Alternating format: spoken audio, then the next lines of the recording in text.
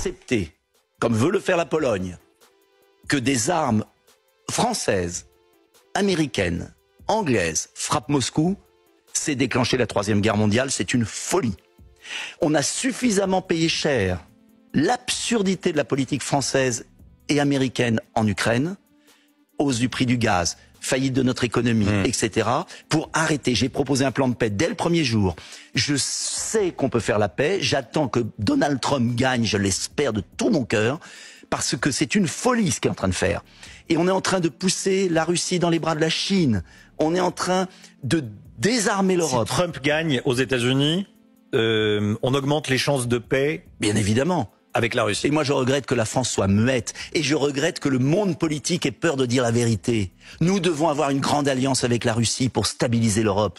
Nous devons remettre la Russie du côté occidental et pas la pousser dans les bras de la Chine. C'est une folie. Et il y a un accord possible en Ukraine, tout le monde le sait.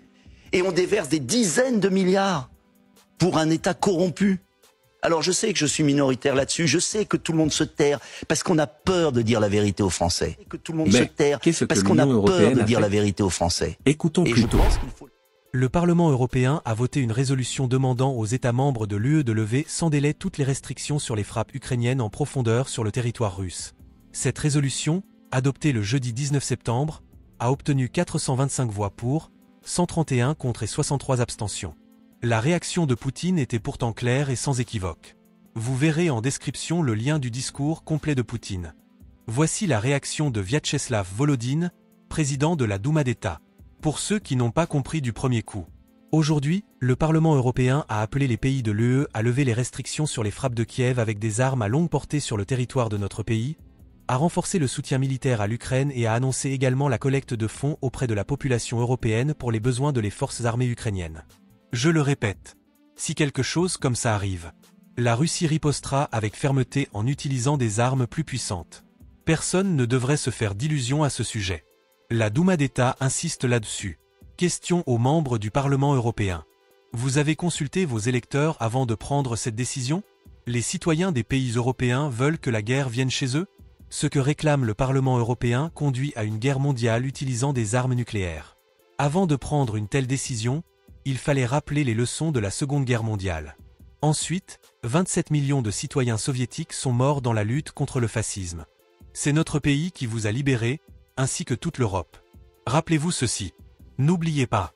À en juger par la déclaration du Parlement européen, vous avez apparemment oublié. Les citoyens de notre pays savent ce qu'est la guerre, elle a touché toutes les familles. La victoire sur le nazisme a coûté cher. Les États-Unis et l'Angleterre, qui se disent aujourd'hui vainqueurs, ont perdu moins de 800 000 personnes au cours de la Seconde Guerre mondiale. Nos pertes dans la seule bataille de Stalingrad s'élèvent à 1 130 000 personnes. La seule chose que le Parlement européen devrait faire après une telle déclaration est de se dissoudre. Pour information, le temps de vol de la fusée Sarma jusqu'à Strasbourg est de 3 minutes 20 secondes, a-t-il ajouté. Avant de finir, écoutons ce que disait Poutine en 2022 à propos de Sarma. Je vous félicite pour le lancement réussi du missile balistique intercontinental Sarma. Il s'agit d'un événement marquant dans le développement des systèmes d'armement avancés pour l'armée russe. Cette arme unique renforcera le potentiel de combat de nos forces armées, garantira de manière fiable la sécurité de la Russie contre les menaces extérieures et fera réfléchir à deux fois ceux qui, dans une rhétorique agressive effrénée, tentent de menacer notre pays.